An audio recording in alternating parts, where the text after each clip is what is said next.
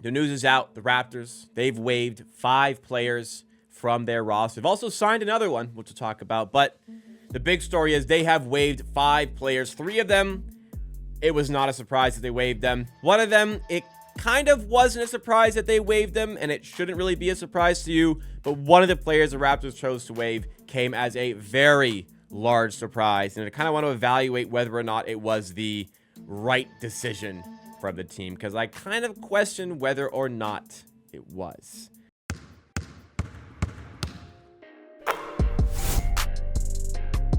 The news came out yesterday, and again, when I saw it, I was quite surprised. The Raptors, they waived Jared Rhoden, David Roddy, Olivier Sarr, all players who are on Exhibit 10 contracts, so no surprises there. Exhibit 10 contracts are given to players who you expect to waive, and if they are waived and then signed for your G League affiliate, in this case it is the Raptors 905, they are given a bonus financial, they're given a bonus. They're given a financial bonus for choosing to sign with that team's G League affiliate. In this case, again, for the Raptors, it is the Raptors 905.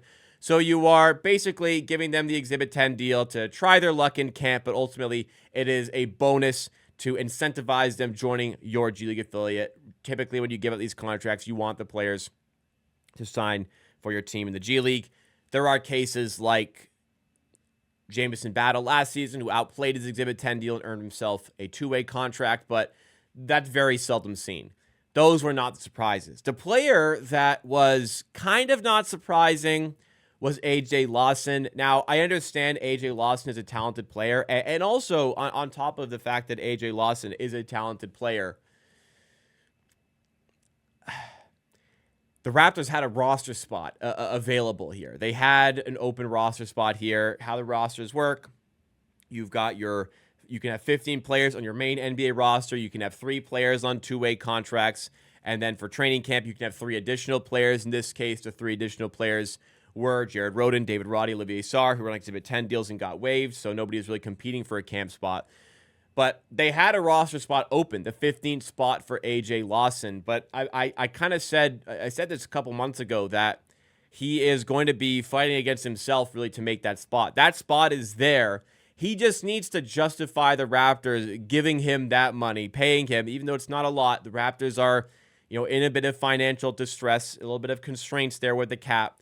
This alleviates it a bit. He needs to prove to the Raptors that he is worth paying to be with the team and occupy that 15th spot on the roster. And in the end, he was not able to do that. And I understand it. I mean, I don't think it should have been surprising in media availabilities from people like Bobby Webster. They've talked about not knowing if they want to go with 14 or 15 guys.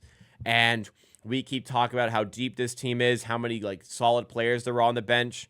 And it seemingly goes 13 players deep. So, paying AJ Lawson to be on the outside of that 13-man roster, it would have been great to have even stretches.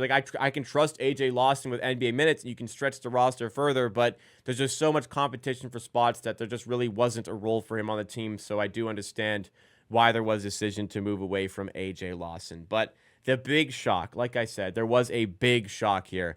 That big shot, absolutely that big shock, is Ulrich Chomche. Ulrich Chomche, just over a year after getting drafted by the Raptors. The Raptors traded back into the draft in 2024 in order to select him with the 57th overall pick. And just over a year later, he has been waived. So Ulrich Chomche was on one of the 2-way contracts in the team. Like I said, you have 15 players in your main roster, then you have 3 players on 2-way contracts. One of those 3 players was Ulrich Chomche. The fact that they gave him a 2-way contract kind of showcased that they did have belief in the player. They did want to see him a lot with the Raptors 905, but the reality is there have been a lot of good flashes seen from Chomche. He really developed well with the Raptors 905 last season, progressed more and more as the season went on, had some really interesting flashes in Summer League in 2025, but even also as a rookie in 2024. But for the player, he has just not been able to stay healthy. He was injured for the second half of last season, missed out on a lot of time, missed out on a lot of potential game time. Raptors near the end of the season, they were so starved for trying out centers that they were giving Colin Castleton and Orlando Robinson major minutes. Both of those guys, quite frankly, are just not very good at basketball. It would have been really nice to get Ulrich Chomche in that role, but he's just been hurt so much. Did that warrant the team moving on from Chomche? Well, I certainly hope there is more to this story, because I do not think so. I have been pretty impressed every time I've seen Chomche. He's only 19 years old. He's going to be 20 by the end of 2025, but he's still a very young player, still a very raw prospect. But the Raptors knew that when they drafted him. They knew he was an extraordinarily raw prospect. They had to work on it. But just over a year, and they've already decided to move on. I really thought there was potential here for this guy to develop into a player who could occupy a backup big spot in the NBA. But that could still be the case. It's just, again, we don't quite know the extent of the injuries that he's been dealing with. I do believe it is. I think it was MCL. It might have been meniscus. I believe it is a knee ligament that he is struggling with. But nonetheless, it was a very big surprise to see them move on from Chomche this quickly. And definitely this gives Christian Koloko vibes, because the Raptors had kind of do the same thing for Christian Koloko, where he was dealing with a blood clot issue, and they decided, we'd rather just get a better look at somebody else and not have him occupying a roster, rather not have him occupying a roster spot.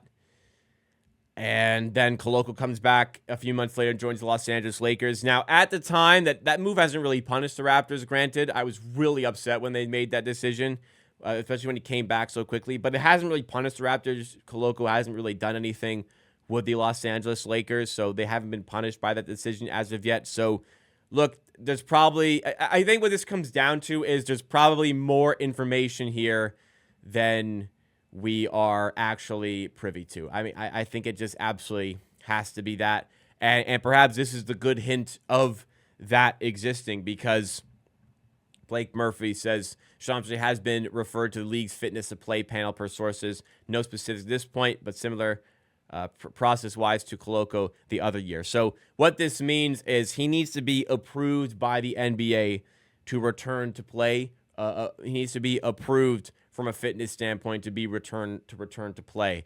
This is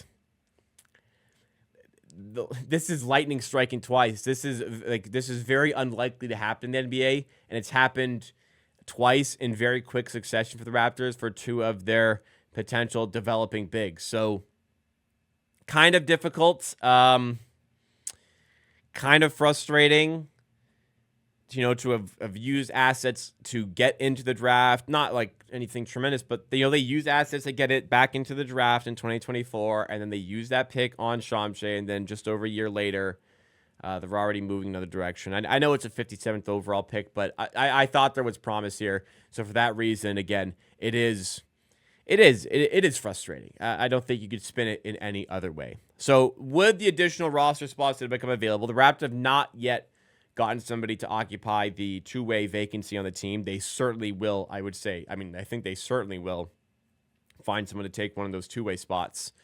But they have brought in a player on an Exhibit 10 deal.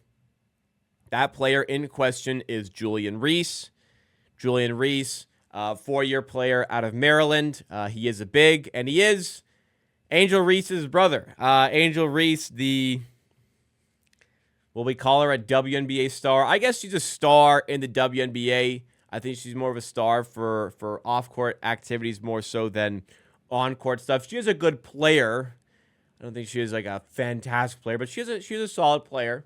And that's just interesting. She's a very popular figure in social media world. And anyways, her brother is now on the Raptors. I found this really funny, guys.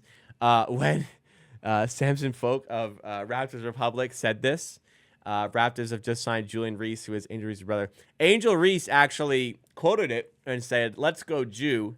And then I think she meant to tag Julian Reese, but she just tagged herself. I don't really understand this, but she said, "Let's go, Jew," and then tagged herself.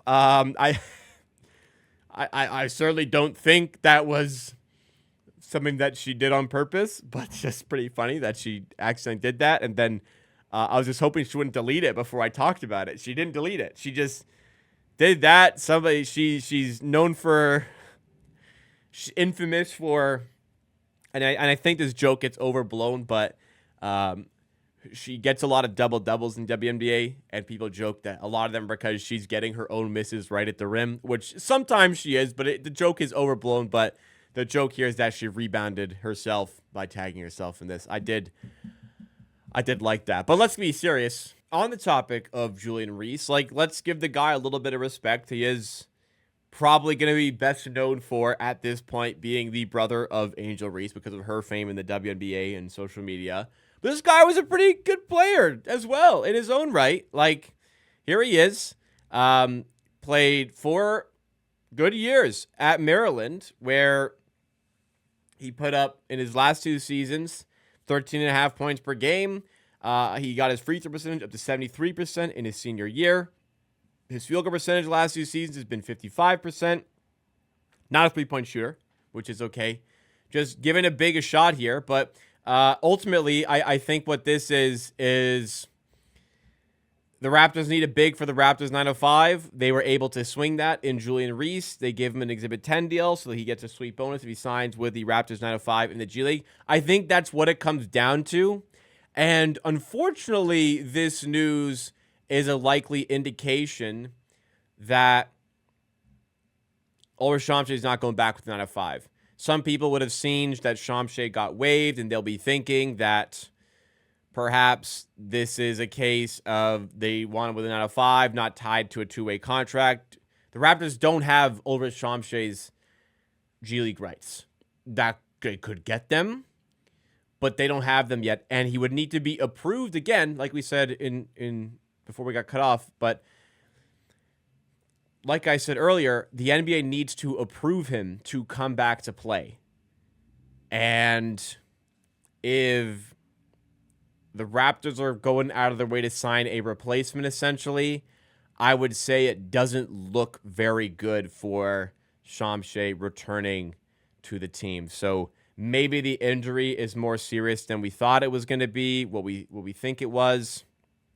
But yeah, unfortunately for the Raptors fans who like Chomche, like myself, it's not looking very good for him. So I am wishing him all the best in his recovery. I don't know the extent of it. Again, I don't want to speculate, I guess, too much on that, but I hope everything's all right. And I do think he's a promising player who has NBA potential, so I hope he does return. As for the roster depth, here's what we have for the Raptors. It's going to be quickly Shed at the point guard position, shooting guards, Barrett, Dick, Walter. At the small forwards, Ingram, Abaji, Battle, Temple.